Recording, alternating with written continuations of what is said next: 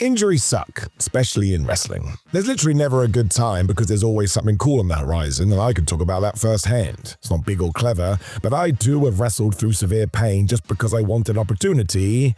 It's a mad world and I'm an idiot. Of course, there's also occasions where it feels like an extra kick in the teeth and it's just gonna make you feel even sadder. So why don't we sit down today and use a video to remember that and stop mad people who celebrate such things? I mean, what the hell is wrong with you? Why would you want anybody else to be hurt? I do believe you need to go and look in the mirror. Number 10, Kevin Owens misses WrestleMania 41. So I do love Kevin Owens. I'm pretty sure he's in my top 5 all-time list, and he basically brings anything I could want to wrestling as a fan. I couldn't be more of a nerd for him. I'm sure he's very happy. I'd argue WWE has been worse since he did have to take time off due to a severe neck injury, and that alone. It's nothing worse than hearing that. And Kevin Owens did have surgery recently as I am saying these words, so I send all the best to that guy. What really sucked about when Owens got his diagnosis is that his WrestleMania 41 match was already set. His feud with Randy Orton was ready to go, and then, yep, Owens found this out, and in super quick time he was pulled from events. That's when you know it's bad. No messing. It's time to rest. It also felt like KO was in the form of his life in 2025, and you just know he and Orton are friends in real life. Usually that makes for better matches. In hindsight too, yep, I think Mania would have been way better with that on the card. Given the wear and tear over the years, it's not a huge surprise, and look at what he did earlier this year. The crazy ladder match with Cody Rhodes, that war with Sami Zayn. Owens only knows one speed, and essentially the brutal nature of wrestling caught up with him. Even if he did have to step away tomorrow, he's had a Hall of Fame career. Here's to a big comeback in 2026. The man is a modern day GOAT, and yeah, this was such bad timing. That close to Mania, then poof, it's gone. Number 9, Rick Boogs' Nightmare Mania. I was there live for this, so I can tell you, everybody was confused. Rick Boogs was just picking people up and throwing them around at WrestleMania 38 when he fell on the floor. You assumed this was a spot to begin with, but it soon became clear the worst had happened. He tore his quad. That is a lengthy recovery. The timing was awful because of where we were, but before this, Rick had really got himself over. He was so over the top you couldn't help but smile, and that's kind of how he got on this show to begin with. He had to be. Boogs was stupid in the best way possible. He, of course, rehabbed and returned to the ring the following January. This is where that ill timing came to a head. A lot had changed and management wasn't high on Rick anymore. You could tell his fortunes had died down. That's just rubbish. 8 months later, he got let go. Never know what's gonna happen, but it does kind of feel like all of this came together at the wrong time. Thankfully, Boogs did find his way onto American Gladiator, and surely he's gonna smash that. Made for the show. Number 8, Tegan Nox's Horrible Luck. Tegan Nox has had some truly horrific comments held her way. If you think it's cool to make fun of her knee injuries, you're a bad person. There's no two ways about it. How did your brain even get there? It was her ACL that just wouldn't play ball all the way back in 2017 that forced the then Nixon Newell to not compete in the Mae Young Classic. There was a slight upside in the sense in the following tournament she was going to have the best story. Nox was now the lovable underdog. You better go and win that thing. WWE agreed and she went all the way to the quarterfinals when the worst happened. Not only did the ACL go, but her MCL and LCL went too. She even had trouble with her meniscus. I mean, come on, man. You may have seen that clip too. It is horribly heartbreaking. This is why I think Tegan deserves nothing but praise, because she could have walked away and everybody would have understood. Instead, Nox battled back again and had a great year in NXT. Then her knee gave up on her once more. I mean, honestly, life calmed down. Now, she actually came back from this one as well, but it's that age-old story in wrestling. All the delays had seen WWE sort of move on for her, and then she got released. Still, I'm always going to focus on the positive and how gutsy this all was. You ever gone through rehab? It's horrendous. She's a flippin' warrior. Number 7, Ahmed Johnson gets kicked in the kidney and had to miss SummerSlam. I mean, that's just no fun at all. Let's be honest about Ahmed Johnson too.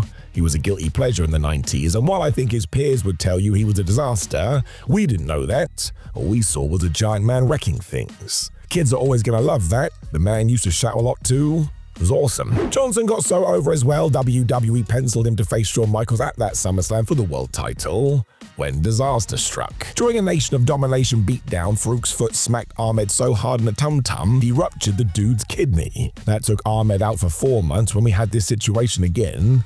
By the time he was back in the fold, it just felt like time had moved on. He never got back to where he was. Now, yes, as a small aside, some of this may be due to others. We've hinted at this. The other wrestlers did not like Johnson, saying his attitude was horrendous, and Ron Simmons once insinuated he may have kicked Ahmed for real.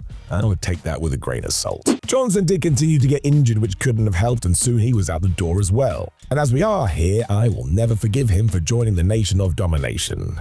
I was but a baby, and I was truly hurt by his choice. I even tuned into all the weekend shows after Raw for an update. And if you used to watch those back then, what a flipping idiot. Number 6, Shawn Michaels loses his smile. So this one is famous. Maybe so famous we can get through the intro quicker. During the build to WrestleMania 13 though, HBK came to the ring and said he wasn't going to be able to compete. He hurt his knee, he was giving up the WWF title, maybe this was the end.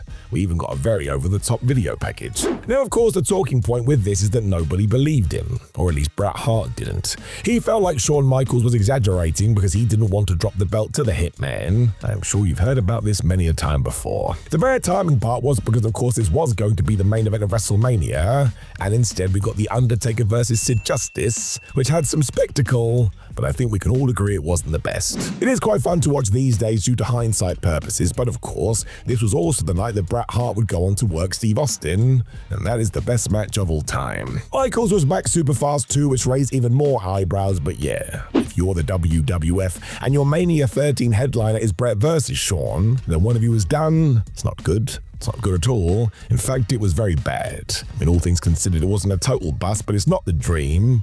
I'm sure Vince McMahon was less than thrilled. Number 5, Brutus's brutal accident. Ed Leslie gets linked with Hulk Hogan a lot, mostly because their friendship did see the former follow the latter everywhere. Welcome to life, this happens all over the place. To give Brutus the Barber Beefcake his due, however, there was a time he got himself properly over. Given that the WWF was a cartoon in the 80s, Brutus the Barber Beefcake was perfect for that world. I mean, the name alone. You can go and watch Mania 3 as well when he shaves the head of Adrian Adonis. The place goes nuts, and he tied into his gimmick. Don't get on this guy's wrong side, he will take your hair. What the flub do you think happened to me? All of this went so well that at SummerSlam 1990 he was scheduled to face Mr. Perfect for the Intercontinental title when Brutus was involved in a horrific accident. While parasailing, he got hit so hard in the face, his skull essentially exploded. He needed a 16-hour surgery to save his life and had 32 screws inserted into him. It took over 2 years before he could return. Now, the fact he made it through to begin with is what's important, but when he did return, it wasn't the same. He never got back to where he was and soon was off to WCW, where he just tried gimmick after gimmick. Don't want to be horrible, but all of them were pretty bad. Again, though, his eye basically fell out of the socket. The fact that he was wrestling at all, well, that's kind of amazing. Number 4, Kevin Nash tears his quad and basically ends any chance of the NWO succeeding in WWE. I mean, it was always going to be a struggle because of the way the Vince McMahon booked the New World Order wasn't ideal. They said when they first arrived at No Way Out 2002, they just wanted to love everyone. The rest of the roster then insulted them. Classic, we must make WCW look silly stuff. The powers that be must have noticed this too, which is why they rushed Kevin Nash back from injury, and that was a huge mistake. On Raw, he was put in a 10-man tag team match, and you know the deal. Nash tagged in and his quad went. And that's basically the end. If ever there was hope too, was Shawn Michaels had just joined the group the week prior, and even though he cut quite a promo to try and save this, he did not. A week later, the NWO was dead, and man, it went out with a whimper. All of it was pretty lame. Number 3, Triple H misses the invasion. A double-edged sword, one would say. Depends on your take. Because Triple H involved in the invasion would have made it way better. Given how things went, he likely would have switched sides too, and maybe that would have allowed Steve Austin to go back babyface. That would be a far better balance. Instead, during a tag team match on Raw, Triple H did tear his quad, and it was bad. Even the game knew as soon as it happened, and yep, he missed all of 2001 before his grand return in 2002. By that point, all WCW and ECW plans were gone. Given what did happen, I bet Paul Levesque was over the moon because the whole thing was a disaster. Not sure one man could have saved it, so while you don't want to be on the shelf, Triple H didn't have to be associated with this meltdown. At the same time, don't get me wrong, you throw him, Hogan, Nash, Hall, Flair, Sting, Goldberg into the mix, you know what, let's not talk about it. It wasn't great timing though and ended the 2-man power trip. That's the other thing. It was a mad idea, but as a kid I wanted to see how Triple H and Austin were going to work out. And guess what? We will never know. Number 2, Liv Morgan's freak injury changes the story. Liv Morgan was one of WWE's best in 2024. I don't think you can even argue it. The product also got worse when she did get injured. A huge reason for this was because she was tied into so many stories. The way this happened too was crazy, because during a match with Kairi Sane, Morgan essentially just took a front bump. There was nothing untoward, although you could see she was hurt.